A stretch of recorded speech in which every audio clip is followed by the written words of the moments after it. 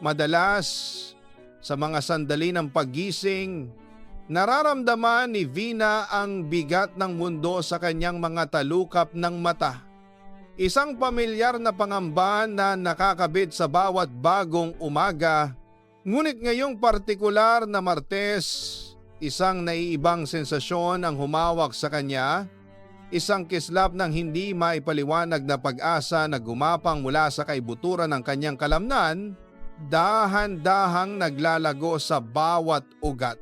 Ang kulay rosas na kurtina sa kanyang bintana na niluma na ng panahon at ng sunod-sunod na paglalaba ay hindi sapat upang harangan ang matamlay na liwanag ng araw na sumisilip, lumilikha ng isang guhit ng ginintuang alabok na sumasayaw sa ere sa pagitan ng kanyang mukha at ng dingding na may gasgas. Napapikit si Vina, dinama ang init ng sikat ng araw sa kanyang pisngi, isang banayad na kiliti na nagdulot ng isang matamis na kirot sa kanyang puso. Ito ang umaga na tila may daladalang pangako, isang pangakong hindi pa niya lubos na nauunawaan ngunit sapat na upang bahagyang mapawi ang kanyang karaniwang pag-aatubili sa pagbangon. Ang banig na niyakap niya buong magdamag ay tila mas malambot ngayong umaga. Ang amoy ng lumang tela at ng kanyang sariling pabango ay bumabalot sa kanya tulad ng isang kumot ng kapanatagan. Nakahiga siya ng matagal, pinapakinggan ang tahimik na paghinga ng buong bahay. Sa malayo, narinig niya ang tunog ng TV sa sala. Marahil ay gising na ang kanyang nanay, nanonood ng isang segment ng balita o isang pang-umagang palabas. Ang tunog ng pagaspas ng hangin mula sa lumang bentilador na tila humihingal sa init ng umaga ay nagbigay ng isang ritmo sa kanyang pag-iisip. Dahan-dahan, itinulak ni Vina ang mabigat na kumot. Ang kanyang mga daliri ay humawak sa malambot na texture ng tela na mayroon ng ilang mga sinulid na lumabas. Naramdaman niya ang malamig na hangin ng silid na humalik sa kanyang braso, nagdulot ng panginginig na mabilis namang nawala. Umupo siya sa gilid ng kama, ang kanyang mga paa ay dahan-dahang ipinantay sa sahig, hinahanap ang pamilyar na lamig ng simento. Sa sandaling dumampi ang kanyang talampakan sa sahig, naramdaman niya ang bawat butil ng alikabok, ang bahagyang magaspang na texture nito na nagpapaalala sa kanya ng kanyang kinalalagyan, isang silid sa ikalawang palapag ng isang lumang bahay sa isang tahimik na kalye kung saan ang oras ay tila mas mabagal kumilos. Bumuntong hininga si Vina, ang kanyang tingin ay nakatuon sa salamin sa kanyang aparador.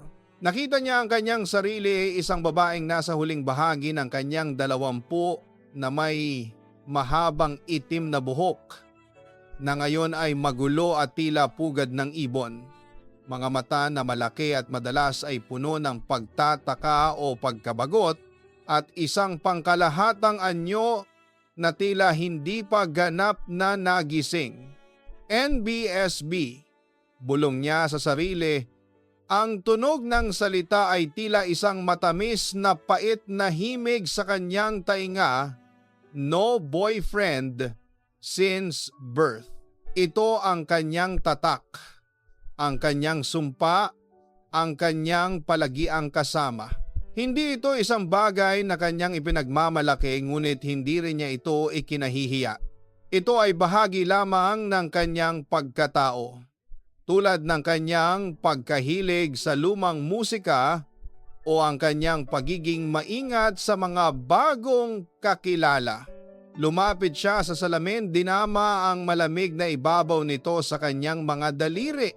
Hinawakan niya ang kanyang mukha, dinama ang bahagyang pamamaga sa ilalim ng kanyang mga mata, ang resulta ng huling gabing pagbabasa ng isang romance novel na nagpuyat sa kanya.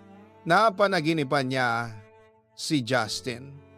Hindi isang malinaw na panaginip ngunit isang serye ng mga kislap ng pagtawa, ng isang pamilyar na boses, ng isang pares ng mga mata na tila sumusunog sa kanyang imahinasyon.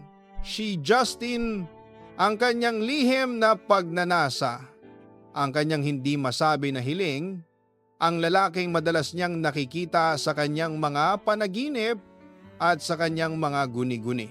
Ang pangalan ni Justin ay tila isang lihim na mantra sa kanyang isip, isang tunog na nagpapabilis sa tibok ng kanyang puso. Naalala niya ang unang beses na napansin niya ito ng seryoso. Ito ay isang araw ng linggo. Sa palengke, si Vina na nakasuot ng simpleng t-shirt at shorts ay abala sa pamimili ng gulay kasama ang kanyang ina. Naglalakad sila sa gitna ng kaguluhan ng mga tao. Ang ingay ng mga tindera na nagtatawag ng mga mamimili, ang amoy ng sariwang isda at ng mga pampalasa na bumabalot sa hangin. Pagkatapos, doon, sa gitna ng lahat ng yon, nakita niya si Justin. Nakatayo ito sa tabi ng isang tindahan ng prutas. Kausap ang kaibigan nito. Ang isang kamay ay nakalagay sa bulsa ng maong. Ang sikat ng araw ay tila pabor sa kanya. Gumagawa ng isang korona sa kanyang buhok na nagpapatingkad sa kanyang kutis. Ngunit hindi lang iyon. Ito ang paraan ng pagtawa nito, ang bahagyang pagtaas ng kanyang balikat, ang pagkindat nito sa kaibigan. Doon, sa sandaling iyon ay tila huminto ang mundo para kay Vina. Ang lahat ng ingay ay nawala. Ang lahat ng amoy ay naglaho. Tanging si Justin lamang ang nakita niya at mula noon, ang imahe nito ay permanenteng nakaukit sa kanyang isip. Ngayon, habang nakatitig sa salamin, ang alaala ni Justin ay naghatid ng isang ngiti sa kanyang labi, isang ngiting bahagyang nahihiya, ngunit puno ng pag-asa. Napatingin siya sa oras sa kanyang alarm clock sa tabi ng kama, alas 6:30 na, oras na, upang bumangon at harapin ang araw. Oras na upang harapin ang posibilidad na muli niyang masisilayan si Justin kahit sa malayo lamang. Bumalik siya sa kanyang pag-iisip. Ang NBSB status niya ay hindi naman dahil sa walang nagkakagusto sa kanya. Mayroon naman.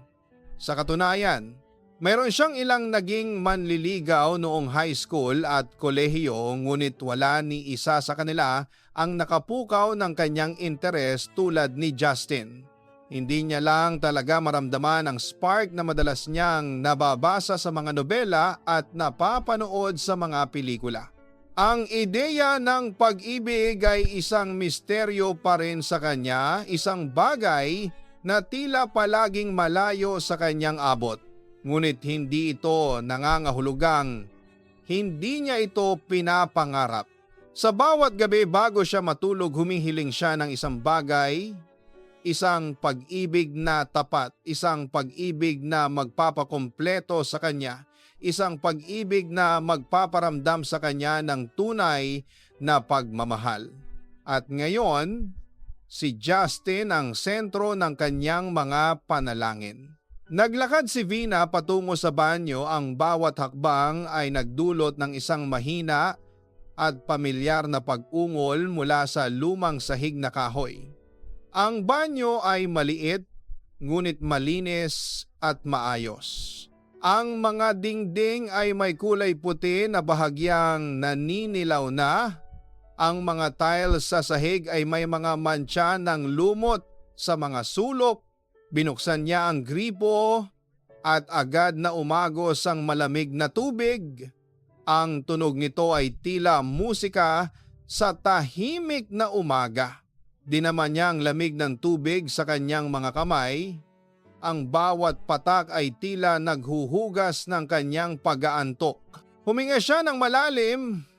Ang amoy ng toothpaste at sabon ay bumabalot sa hangin, mga amoy na nagpapaalala sa kanya ng kanyang pang-araw-araw na rutina. Habang nagsisipilyo, muli niyang naiisip si Justin. Ang imahe nito ay tila nakaukit sa kanyang isip. Ang bawat detalye ng mukha nito ay malinaw sa kanyang ala-ala, ang matangos na ilong, ang bahagyang kulot na buhok, ang kanyang mga labi na madalas ay may bahid ng isang mapaglarong ngiti. Nagtataka siya kung ano ang ginagawa nito ngayon. Gising na kaya ito? Nagsisipilyo din kaya? Isang mahinang tawa ang kumawala sa kanyang labi. Ang tunog nito ay bahagyang nahalo sa tunog ng kanyang sipilyo. Nagiging corny na siya, sabi niya sa sarili. Ngunit hindi niya mapigilan. Ito ang epekto ni Justin sa kanya nagiging isang teenager na muling umibig. Matapos magsipilyo at maghilamos, tiningnan niya ang kanyang sarili sa salamin ng banyo. Ang kanyang mukha ay tila mas maliwanag na ngayon. Ang kanyang mga mata ay tila mas buhay. Gumamit siya ng isang maliit na tuwalya upang patuyuin ang kanyang mukha.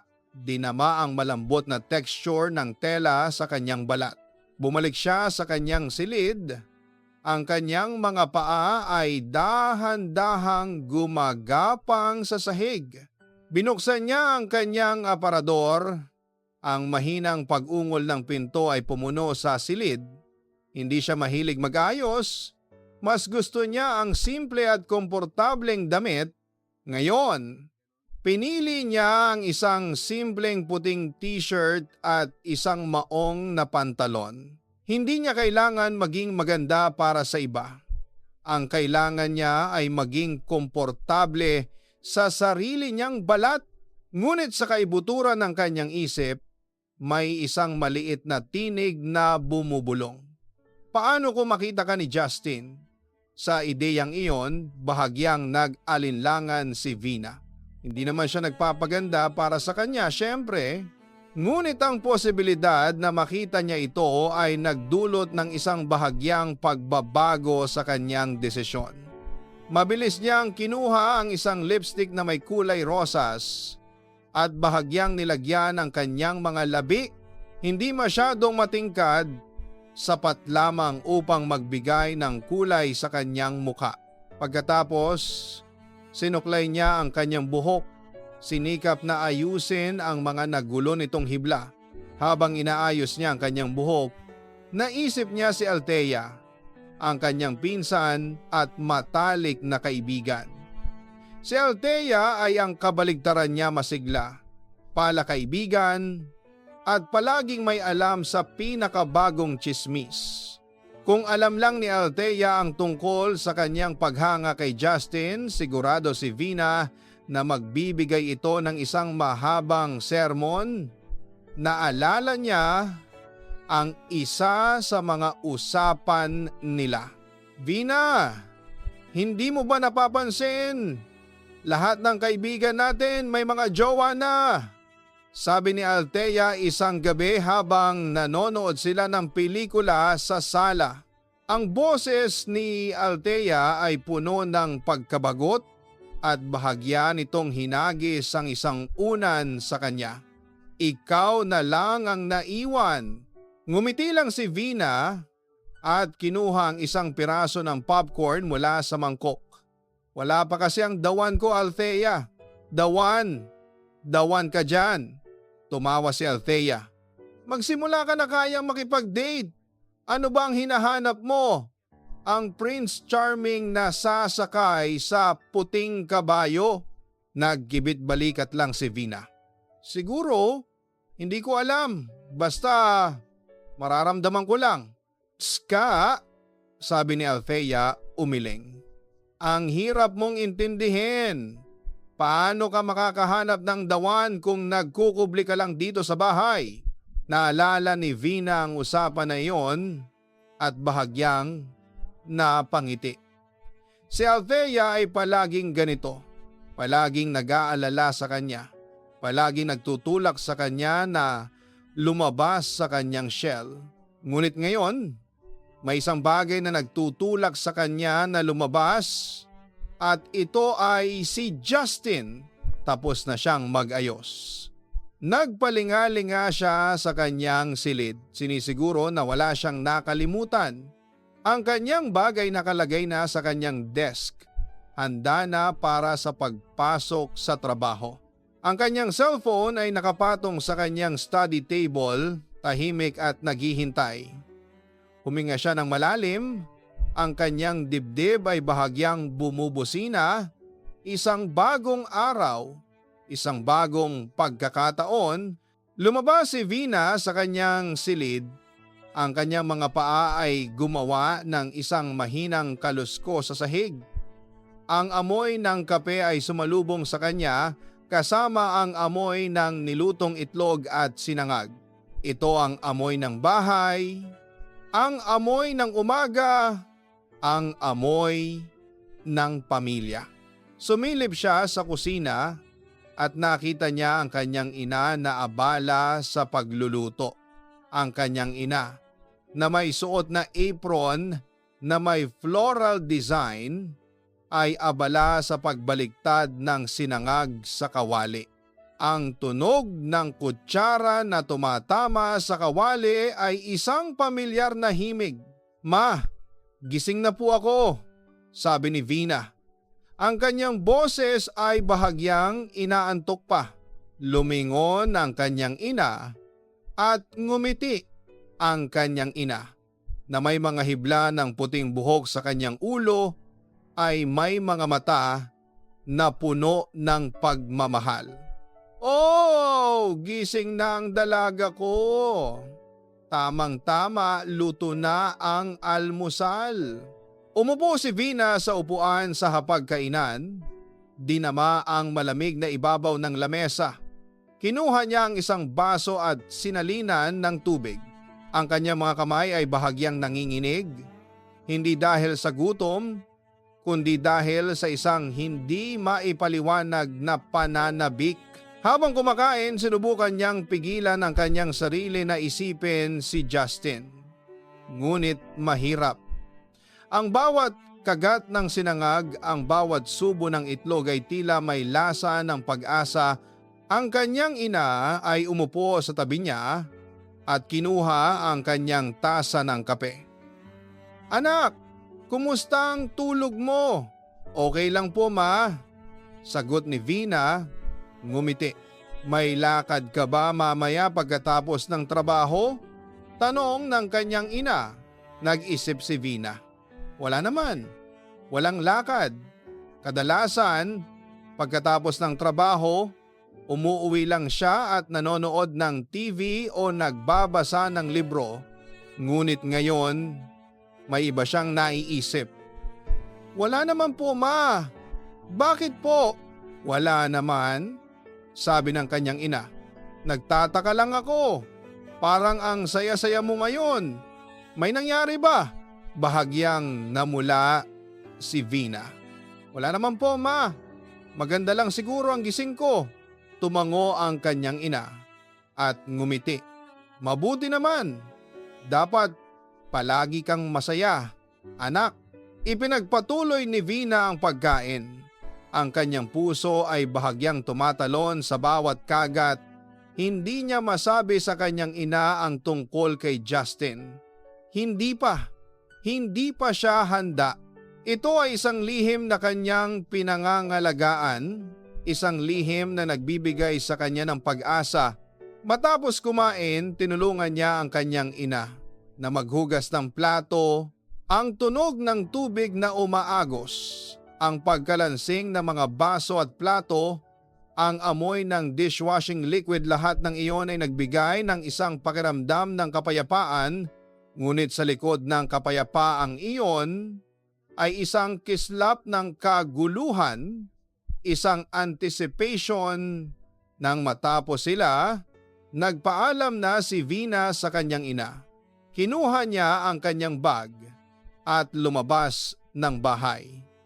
Ang sikat ng araw ay mas matingkad na ngayon. Ang init nito ay bahagyang dumampi sa kanyang balat. Ang hangin ay sariwa at may bahid ng amoy ng sariwang lupa at ng mga bulaklak sa hardin ng kapitbahay. Naglakad siya patungo sa bus stop. Ang kanyang mga paa ay dahan-dahang gumagapang sa sementadong daan. Ang mga tao sa kalye ay abala na sa kanilang mga gawain. May mga naglalakad patungong trabaho, may mga naghahatid ng kanilang mga anak sa eskwelahan, may mga naglalako ng tinapay at kape. Ang bawat isa ay may kanya-kanyang kwento, kanya-kanyang destinasyon.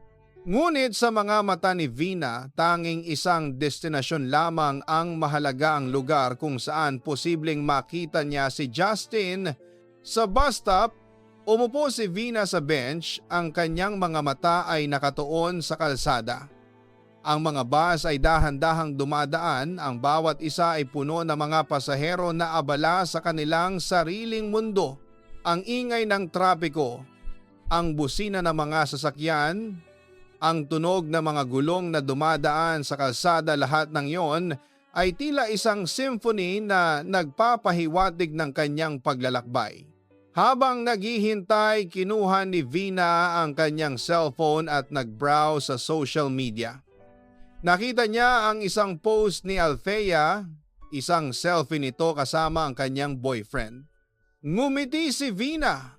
Masaya siya para kay Althea. Ngunit sa kaibuturan ng kanyang puso may isang maliit na kirot ng inggit. Sana balang araw siya rin ay makapag-post ng ganoong klaseng larawan. Sana balang araw siya rin ay mayroong karapatang ipakita ang kanyang pag-ibig sa mundo. Ilang minuto pa, dumating na ang kanyang bus. Tumayo si Vina at dahan-dahang sumakay. Ang bus ay puno ng mga tao. Ang amoy ng iba't ibang pabango ay bumabalot sa hangin. Humanap siya ng bakanting upuan sa tabi ng bintana at umupo. Inilagay niya ang kanyang bag sa kanyang kandungan at tiningnan ang labas. Ang mga gusali, ang mga puno, ang mga tao, lahat ng iyon ay tila gumagalaw, nagbabago habang ang bus ay dahan-dahang umaandar. Naramdaman niya ang pag-ugan ng bus, ang paghinto nito at pag-andar. Ang bawat paghinto ay tila nagpapahiwatig ng isang bagong simula, isang bagong pagkakataon. Ang kanyang puso ay puno ng pag-asa, puno ng kagalakan. Hindi niya alam kung ano ang mangyayari sa araw na ito. Hindi niya alam kung makikita ba niya si Justin. Ngunit isang bagay ang sigurado, handa na siya. Handang-handa na si Vina na harapin ang anumang hamon, anumang pagsubok, anumang posibilidad na maaaring idulot ng araw na ito. Ang kanyang NBSB status ay hindi na lamang isang tatak, kundi isang hamon, isang pagkakataon upang patunayan sa kanyang sarili na kaya niyang mahalin at mahalin din ng tunay. Ang kanyang pag-iisip ay lumilipad, gumagawa ng mga senaryo, nagtatayo ng mga pangarap. Paano kung magkasalubong sila ni Justin? Ano ang sasabihin niya? Ano ang sasabihin nito? Ang bawat tanong ay nagdulot ng isang matamis na kirot sa kanyang puso, isang kirot na nagpaparamdam sa kanya ng buhay. Hinawakan niya ang kanyang kwintas, isang munting krus na ibinigay ng kanyang lola. Ito ang kanyang anting-anting, ang kanyang gabay. Idinikit niya ito sa kanyang dibdib. Ang lamig ng metal ay dumampi sa kanyang balat, nagbigay ng isang pakiramdam ng kapanatagan. Sa gitna ng lahat ng ito, isang bagay ang malinaw kay Vina. Ang kanyang matagal ng pagnanais na magkaroon ng kasintahan ay hindi na lamang isang pangarap na lumulutang sa hangin. Ngayon, mayroon na itong mukha, mayroon na itong pangalan, Justin, at handa na siyang habulin ang pangarap na iyon. Kahit ano pa man ang maging hadlang, Ang bawat paghinga, bawat tibok ng kanyang puso ay isang tahimik na panalangin na balang araw, ang kanyang NBSB status ay magiging isang alaala na lamang at ang kanyang pangarap na pag-ibig ay magiging isang realidad. Ang kwento ni Vina, ang kwento ng isang pusong mapusok, ay nagsisimula pa lamang. Handang-handa na si Vina sa lahat. Ang kanyang pagiging never been struck by Cupid o NBSB ay hindi na lamang isang label kundi isang pagsubok na nais niyang lampasan. Nais niyang patunayan sa sarili na kaya niyang magmahal at mahalin din ng tunay. Ang kanyang isip ay puno ng mga posibilidad, nagbubuo ng mga pangarap. Paano kung magtagpo sila ni Justin? Ano ang kanyang sasabihin? Ano naman kaya ang isasagot ni Justin? Ang bawat tanong ay nagdudulot ng matamis na kirot sa kanyang puso, isang kirot na nagpapatunay na siya ay buhay. Hinawakan niya ang kaniyang kwintas, isang maliit na krus na bigay ng kaniyang lola. Ito ang kaniyang anting-anting, ang kaniyang gabay. Idinikit niya ito sa kaniyang dibdib. Ang lamig ng metal ay dumampi sa kaniyang balat, nagbibigay ng kapanatagan. Malinaw kay Vina na ang matagal na niyang pagnanais na magkaroon ng kasintahan ay hindi na lamang isang laylayan ng pangarap. Ngayon, mayroon na itong mukha si Justin. Handa na siyang habulin ang pangarap na iyon, anuman ang maging balakid. Bawat hininga, bawat tibok ng puso ay tahimik na panalangin na balang araw. Ang kanyang NBSB status ay magiging isang alaala na lamang at ang kanyang pangarap na pag-ibig ay magiging isang katotohanan. Nagsisimula pa lamang ang kwento ni Vina, ang kwento ng isang pusong nag-aalab. Lumipas ang mga araw at ang bawat pagkakasalubong ni Vina kay Justin sa kanilang paaralan ay tila isang maliit na kabanata sa kaniyang nobelang pag-ibig. Hindi niya inaasahan na ang kaniyang simpleng paghanga ay magiging kasing lakas ng malakas na agos ng tubig na unti-unting dinadaloy patungo sa pusod ng kaniyang damdamin. Bawat ngiti ni Justin, bawat kaway nito ay sapat na upang mapabilis ang tibok ng puso ni Vina. Minsan, habang sila ay naglalakad sa pasilyo, napansin niya ang tingin ni Justin sa kanya, isang sulyap na tila kay tagal na niyang hinihintay. Hindi niya alam kung ang kanyang reaksyon ay napansin ni Justin, ngunit naramdaman niya ang pamumula ng kanyang mga pisngi at ang panlalamig ng kanyang mga kamay. Hindi niya mapigilan ang sarili na isipin ang mga posibleng kahulugan ng tinging iyon. Baka nakikita niya ang paghanga ko, bulong niya sa sarili. Habang pinipisil ang kanyang bag, na tila ito ang kanyang tanging sandalan sa gitna ng napakaraming emosyon. Ngunit tulad ng isang malaking alon na paparating, may mga balita na nagsimulang dumating na nagbigay ng bahid ng pag-aalinlangan sa mga pangarap ni Vina. Ang kanyang pinsan at matalik na kaibigan, si Althea, ay nagpakita ng pagkabahala. "Vina, sigurado ka ba dyan kay Justin?" Tanong ni Althea isang hapon habang sila ay nagkakape sa isang maliit na coffee shop malapit sa kanilang mga bahay. Marami kasing nagsasabi na iba ang ugali niya kapag hindi nakikita ng iba. Sabi nila, manyak at chick boy daw siya. Napansin ni Vina ang seryosong tono ni Althea at agad na kumulo ang kaniyang dugo. "Althea, hindi mo siya kilala," depensa niya, bagaman may bahid ng kaba sa kaniyang tinig. "Nakikita mo naman, mabait siya sa akin. Hindi siya ganoon." "Alam ko, Vina. Pero hindi mo dapat basta isantabi ang sinasabi ng iba, lalo na kung marami sila. Ang mga lalaking ganyan madalas magaling magtago. Hindi mo alam kung kailan kanila isasali sa mga laro nila. Patuloy ni Althea, ang kanyang mga mata ay puno ng pag-aalala. Gusto ko lang naman na maging maingat ka. Ayokong masaktan ka. Salamat sa pag-aalala mo, Thea, pero kailangan kong subukan. Hindi ko pwedeng isuko agad ang pagkakataon na ito dahil lang sa mga haka-haka, sagot ni Vina.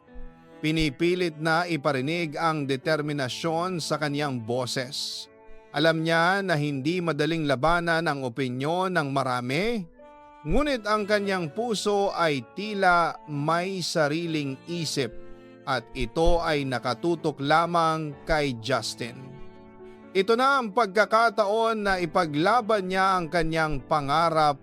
Sa gitna ng mga bulungan at pag-aalinlangan, hindi nagpatinag si Vina.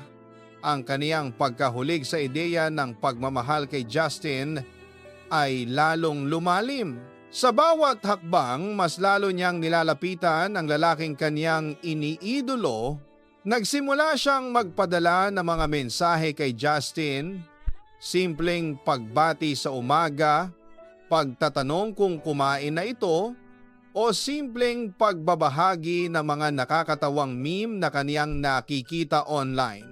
Sa umpisa, tila nagdadalawang isip si Justin sa mga mensahe ni Vina, ngunit unti-unti napansin ni Vina na sumasagot na rin ito at hindi lamang basta sumasagot kundi nagiging mas masigla at mas mahaba ang mga replies nito. Isang hapon habang sila ay parehong nasa library, naglakas loob si Vina na lapitan si Justin. Nakita niya itong nakaupo sa isang sulok, malalim na nakatuon sa kaniyang libro. Lumapit siya ng dahan-dahan, ang kaniyang puso ay parang natatapon sa dibdib. Justin, mahina niyang tawag. Nilingon siya ni Justin at isang malambing na ngiti ang sumalubong sa kanya. "Oh, Vina, kumusta?" Naramdaman ni Vina ang paggaan ng kanyang pakiramdam sa ngiti na iyon. "Okay lang? Ikaw? Mukhang seryoso ang binabasa mo." "Oo, may quiz bukas," sagot ni Justin sabay tawa. "Gusto mo bang sumama sa akin mamaya? May pupuntahan akong party sa bahay ng kaibigan ko. Nandun din ang ilan sa mga kaklase natin. Baka gusto mong sumama." Napalunok si Vina. Ito na siguro ang pagkakataon na kaniyang hinihintay. Hindi ito isang simpleng imbitasyon. Ito ay isang pagkilala. "Talaga? Pwede ba?" tanong niya. Sinisikap na hindi magtunog na masyadong excited. "Oo naman. Sige, mamaya mga 7 p.m. Punta ka na lang sa may gate ng subdivision. Susunduin kita," ani Justin, sabay balik sa kaniyang libro. Ang buong biyahe pauwi ay puno ng kaba at pananabik si Vina. Nagpalit siya ng ilang damit. Pinag-iisipan kung ano ang pinakamainam na suotin. Ito ay hindi lamang isang party, kundi isang pagkakataon para mas makilala siya ni Justin at para mas makilala rin niya si Justin. Baka sakaling doon makukumpirma niya kung ang mga sinasabi ni Althea ay totoo o hindi. Nang dumating ang oras, naghihintay na si Justin sa may gate ng subdivision sakay ng kanyang motor. Nang makita siya ni Vina, ngumiti ito at inabot ang helmet. Habang sakay sila ng motor, ramdam ni Vina ang init ng katawan ni Justin at ang amoy ng kanyang pabango. Hindi niya mapigilan ang sariling yakapin si Justin, na tila ba ito ang kanyang tanging kaligtasan sa mundo. Pagdating nila sa party, napansin ni Vina ang dami ng tao. Maingay ang tugtugan at puno ng mga kabataan na tila nagkakatuwaan. Si Justin naman, tila kilalang kilala sa lugar na iyon. Maraming lumalapit sa kanya, bumabati at nakikipag-usap. Si Vina naman, nakatayo lamang sa tabi ni Justin, medyo nahihiya at sinusubukang makihalubilo. Biglang may lumapit na grupo ng mga babae kay Justin. Mga kaibigan nito mula sa ibang paaralan. Nagsimula silang magtawanan at magkulitan. Habang nagkakatuwaan sila, napansin ni Vina ang isang babae na tila mas malapit kay Justin kaysa sa iba. Nakangiti ito at paminsan-minsan ay hinahaplos ang braso ni Justin. Naramdaman ni Vina ang paglambot ng kanyang tuhod. Ang kanyang puso ay tila bumagal ang tibok. Ito ba ang ibig sabihin ng sinasabi ni Althea? Bulong niya sa sarili habang pinipilit na hindi ipakita ang kaniyang nadarama. Hindi nagtagal, hinila ni Justin si Vina patungo sa isang mesa kung saan naroon ang ilan sa mga kaklase nila. Naupo sila at nagsimulang magkwentuhan. Ngunit hindi na mapakali si Vina. Ang mga salita ni Althea ay bumabagabag sa kanyang isipan. Tiningnan niya si Justin at napansin ang kanyang pakikipag-usap sa iba. Tila may iba itong mundo at siya ay tila naliligaw lamang doon. Nang magkasalubong ang kanilang mga mata, nginitian siya ni Justin. "Okay ka lang, Vina?" tanong nito. "Oo naman," sagot ni Vina. Sinisikap na ipakitang maayos siya. "Nag-enjoy ka ba?" "Oo naman. Pero parang hindi ka masyadong nag-e-enjoy," pansin ni Justin. "Gusto mo bang umalis na tayo?"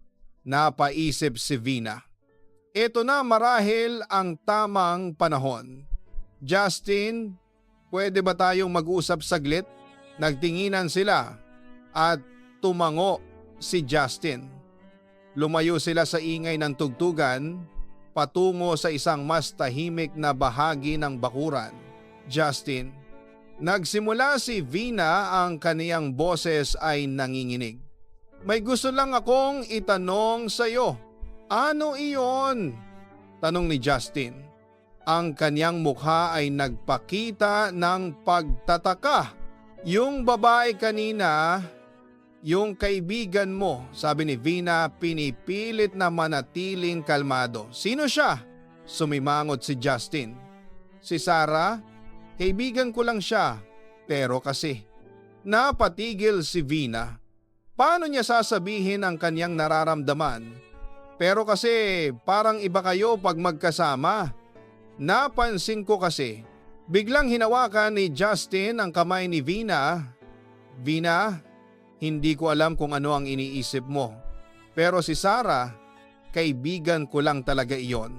At gusto ko rin sanang sabihin sa iyo na gusto kita. Matagal na." Napalaki ang mga mata ni Vina. Ang lahat ng kaniyang pag-aalinlangan at takot ay biglang naglaho. Ang mga salita ni Justin ay parang musika sa kaniyang pandinig. "Talaga?" mahina niyang tanong, hindi makapaniwala. Ngumiti si Justin. "Oo naman, kaya nga kita inimbitahan dito. Gusto ko sanang mas makilala mo ako at mas makilala rin kita." Niyakap ni Vina si Justin. Ang kanyang puso ay punong-puno ng kaligayahan. Tila lahat ng kanyang pangarap ay natutupad. "Salamat, Justin. Salamat talaga." Habang sila ay naglalambingan, biglang lumapit si Sarah sa kanila. May hawak na 2 baso ng alak. Ngumiti ito kay Justin, ngunit nang tingnan niya si Vina, may bahid ng pagkainis sa kanyang muka. "Justin, heto na ang inumin mo," sabi ni Sarah, sabay bigay ng isang baso kay Justin at ang isa naman ay inabot niya kay Vina. Nang kuhanin ni Vina ang baso, napansin niya na tila may kakaiba sa amoy nito. Tiningnan niya si Justin, ngunit abala ito sa pakikipag-usap kay Sarah. Dahil sa pagtataka, kinuha ni Vina ang isang maliit na kutsara mula sa mesa at sinimulan niyang haluin ang alak sa kaniyang baso. Habang hinahalo niya, napansin niya ang isang maliit na kristal na pulbos na unti-unting natutunaw sa alak. Nanlaki ang kaniyang mga mata. "Justin!" biglang sigaw ni Vina. Ang kaniyang boses ay puno ng pagkabigla at takot.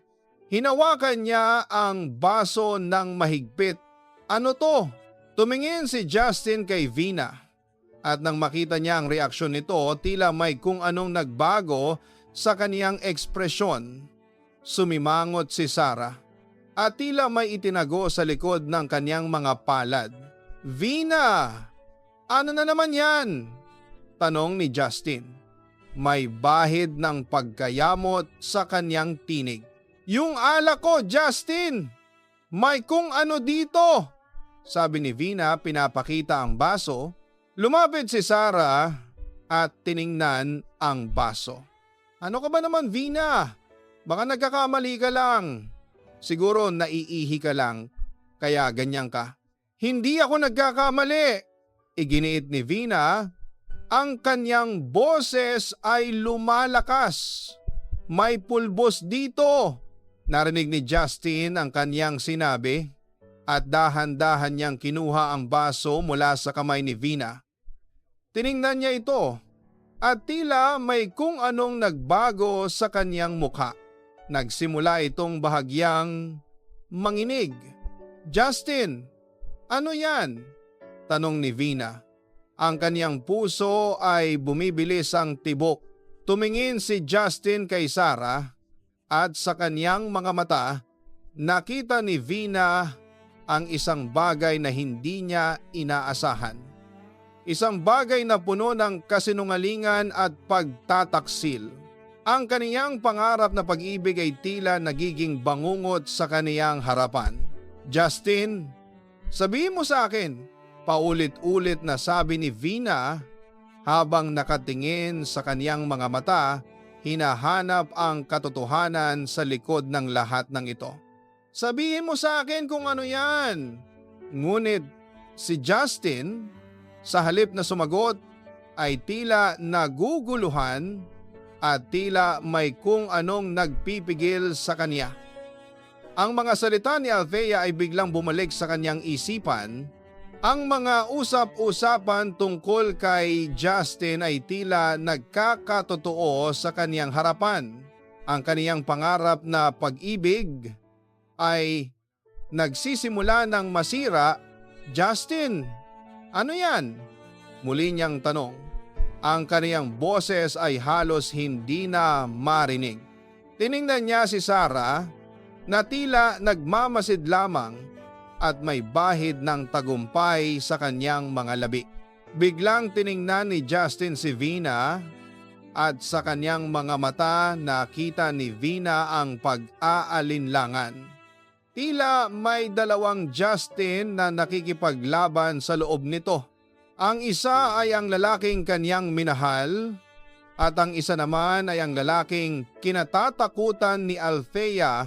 "Vina," nagsimula si Justin, ang kanyang boses ay tila nabalot ng pangamba. "Hindi ko alam." Ngunit bago pa niya matapos ang kanyang sasabihin, biglang hinawakan ni Sarah ang braso ni Justin at bumulong sa kaniyang tainga. Hindi narinig ni Vina ang sinabi ni Sarah, ngunit nakita niya ang pagbabago sa ekspresyon ni Justin. Tila may napagdesisyonan na ito. Ngumiti si Justin kay Vina, ngunit ang ngiti na iyon ay hindi na kasing lambing ng dati. Ito ay may halong pagbabanta at paglalaro. "Vina," sabi ni Justin. Ang kaniyang boses ay tila naging malamig. "Huwag ka nang mag-ilusyon. Hindi tayo para sa isa't isa." Napatulala si Vina. Ang mga salita ni Justin ay tila mga punyal na tumatagos sa kanyang puso. Tiningnan niya si Sarah at sa mukha nito nakita niya ang isang malaking ngiti ng tagumpay. Hindi ito isang party, ito ay isang bitag. Ang kaniyang pangarap na pag-ibig ay biglang naging isang bangungot. Ang lahat ng kaniyang pagpupunyagi, ang lahat ng kaniyang pag-asa ay tila nawala na lamang na parang usok. Naramdaman niya ang paglambot ng kaniyang mga tuhod at ang pagkawala ng lakas sa kaniyang mga kamay. Hindi niya alam kung ano ang susunod na mangyayari, ngunit alam niya na ang kaniyang mundo ay biglang nagbago sa isang iglap. Naupo si Vina sa isang bakanting bangko sa gilid ng lansangan, tila nawawalan ng direksyon. Ang malamig na hangin ng gabi ay humahaplo sa kanyang balat, ngunit mas malamig pa roon ang pagtanggi ni Justin. Ang mga salita nito na tila mga tinik na pumasok sa kanyang dibdib ay paulit-ulit na bumabalik sa kanyang isipan. Huwag ka nang mag-ilusyon, hindi tayo para sa isa't isa. Ang pangakong nabuo sa kanyang puso ay biglang naglaho na parang bula na iwan ng pait at pangungulila. Tumingala siya sa langit.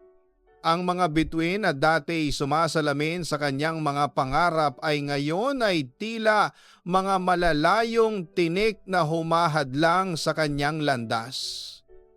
Hindi niya maintindihan paano nangyari ang lahat ng ito.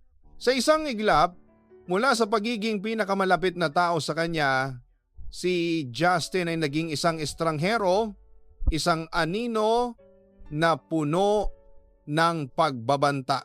Ang dating ngiti na nagpapatunaw sa kanyang puso ay napalitan ng isang nakakakilabot na paglalaro, isang malupit na paalala ng kapangyarihan ni Sarah.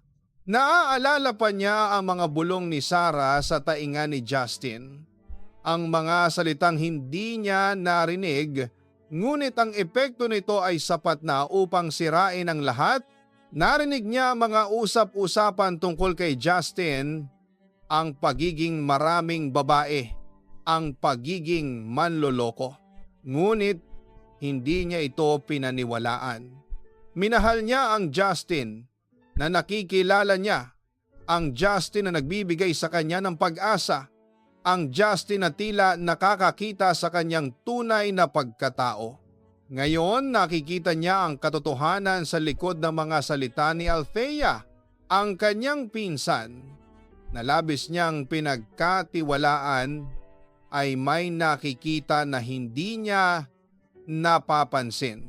Napatakip siya sa kanyang bibig, pilit na pinipigilan ang pag-agos ng mga luha. Naramdaman niya ang bigat ng kanyang pagiging NBSB. Never been so busy with dating o never been kissed noon. Ang unang pag-ibig na ito, ang kanyang pinakamalaking pangarap, ay naging pinakamalaki niyang kabiguan. Tila pinaglaruan lamang siya, ginamit para sa isang layuning hindi niya maunawaan. Ang pagmamahal na inakala niyang totoo ay isa lang palang palabas, isang malaking bitag na pinaghandaan ni Sarah. Sa paglipas ng mga minuto, unti-unting nagbago ang kanyang emosyon. Ang pighati ay napalitan ng galit at ang kawalan ng pag-asa ay nabalutan ng determinasyon. Hindi niya hahayaang masira niya ang kanyang buhay dahil sa isang lalaking hindi karapat-dapat sa kanyang pagmamahal. Hindi niya hahayaang magtagumpay si Sarah sa kanyang panlilinlang. Tumayo siya, ang kanyang mga tuhod ay matatag na muli. Tumingin siya sa madilim na kalangitan, ang kanyang mga mata ay nagliliyab sa bagong apoy. Kailangan niyang lumaban. Kailangan niyang alamin kung ano ang totoong nangyari.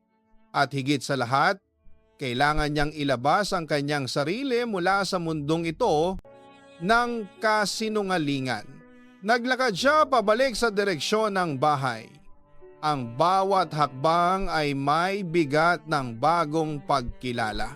Naunawaan niya na ang pag-ibig ay hindi lamang tungkol sa damdamin, kundi tungkol din sa pagkilala sa tunay na pagkatao ng isang tao at higit sa lahat tungkol sa pagmamahal sa sarili. Pagdating sa kanyang bahay, sinalubong siya ng alalang tingin ng kanyang mga magulang. Subalit hindi niya sila pinansin. Hindi niya nais na ikwento ang kanyang naging karanasan. Pumunta siya sa kanyang kwarto at binuksan ang kanyang laptop. Nakita niya ang lumang mga litrato nila ni Justin, ang mga masasayang alaala na ngayon ay tila mga tinik na tumatago sa kanyang puso. Subalit hindi na niya hahayaan na ang mga alaala na ito ang humubog sa kanyang kinabukasan. Naghanap siya sa internet, nagbasa ng mga artikulo tungkol sa pagiging manipulative, tungkol sa mga narcissist, tungkol sa mga taong gumagamit ng iba para sa sariling kapakanan. Habang nagbabasa, lalong lumalakas ang kanyang pangunawa sa sitwasyon. Nakita niya ang kanyang sarili sa bawat salita, sa bawat paglalarawan ng isang taong ginamit at nilinlang. Sa kanyang paghahanap, natagpuan niya ang isang post sa isang online forum. Isang babae ang nagbabahagi ng kanyang kwento na halos kapareho ng kanyang nangyari. Nabanggit ang pangalan ni Sarah at ang mga mapanlinlang nitong gawain. Dito niya naintindihan ang tunay na laro. Si Sarah ay hindi lamang nagselos. Ginagamit niya si Justin upang saktan siya, upang patunayan ang kanyang kapangyarihan. Lumalabas na si Sarah ay may matagal nang galit kay Vina dahil sa isang hindi malinaw na nakaraang insidente. Si Justin naman, na tila nalilito at naguguluhan sa pagitan ng dalawang babae, ay tila napilitang sundin ang kagustuhan ni Sarah. Ang pagmamahal ni Vina kay Justin ay tila naging instrumento ni Sarah upang lalo itong pahirapan. Dala ng bagong kaalaman, hindi na natakot si Vina. Ngayon, alam niya kung ano ang kanyang laban. Hindi ito laban kay Justin kundi laban sa manipulasyon ni Sarah.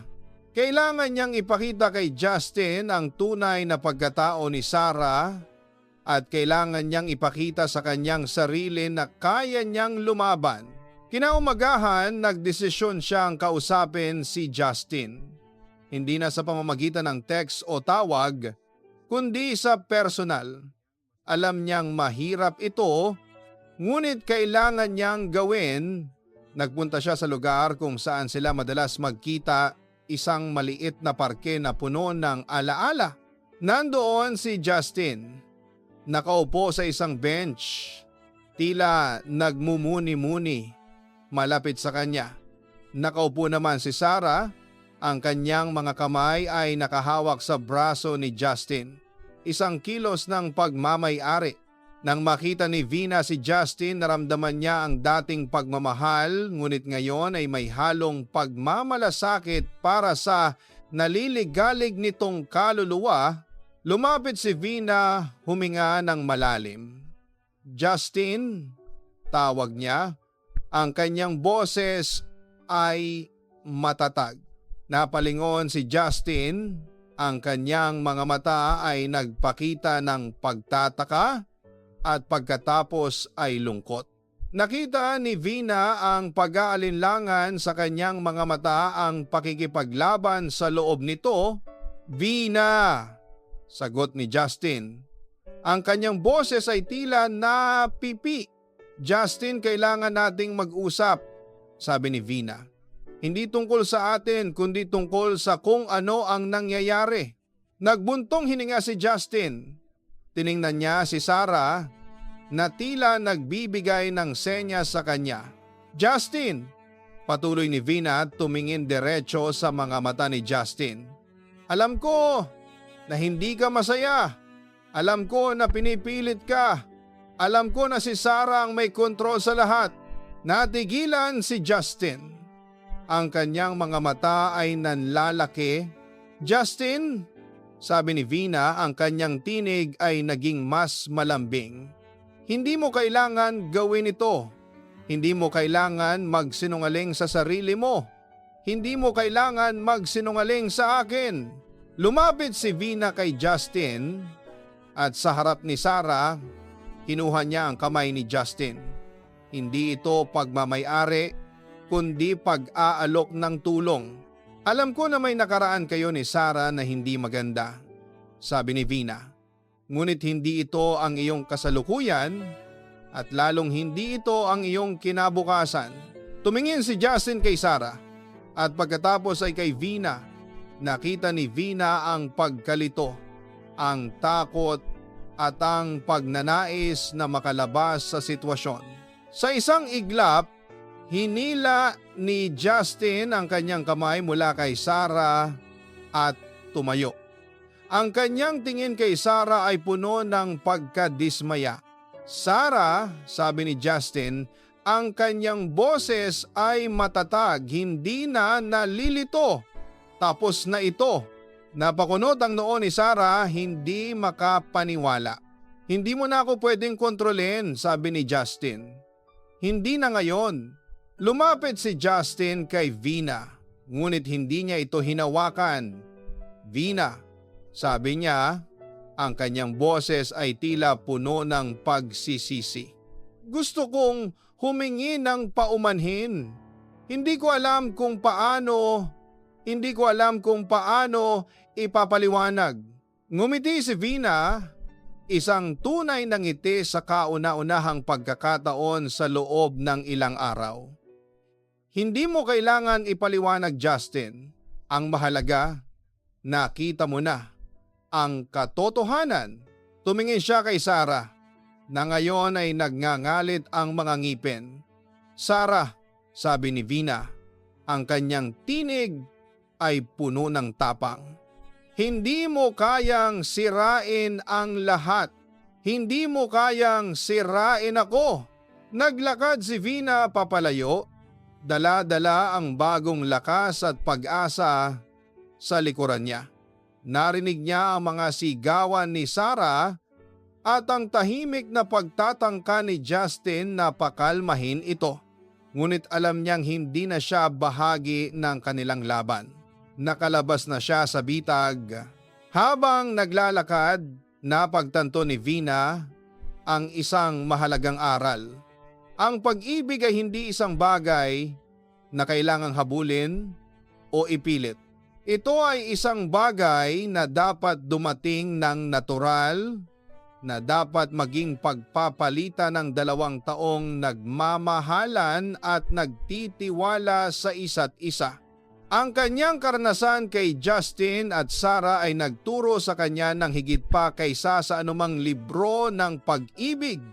Nagturo ito sa kanya kung paano makilala ang tunay na halaga ng isang tao at kung paano mahalin ang sarili sa lahat ng sitwasyon.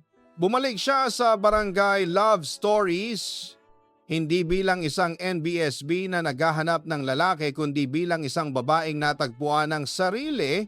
Ang kanyang kwento ay hindi na tungkol sa isang lalaki, kundi tungkol sa isang babaeng lumaban, natuto at nagtagumpay. Ang kanyang kwento ay isang paalala na ang pag-ibig ay hindi dapat maging sanhi ng pagdurusa, kundi dapat maging daan tungo sa paglago at kaligayahan. Ang kanyang dating pangarap na magkaroon ng boyfriend ay napalitan ng pangarap na maging malakas, malaya at masaya sa sarili niyang paraan. Ang bawat sugat ay nagiging aral at ang bawat luha ay nagiging patunay ng kanyang katatagan. Ang kanyang puso na minsan ay nabasag ay ngayon ay muling buo, mas matatag at handang umibig muli. Ngunit sa pagkakataong ito, sa pagmamahal na nararapat sa kanya, at sa tamang tao.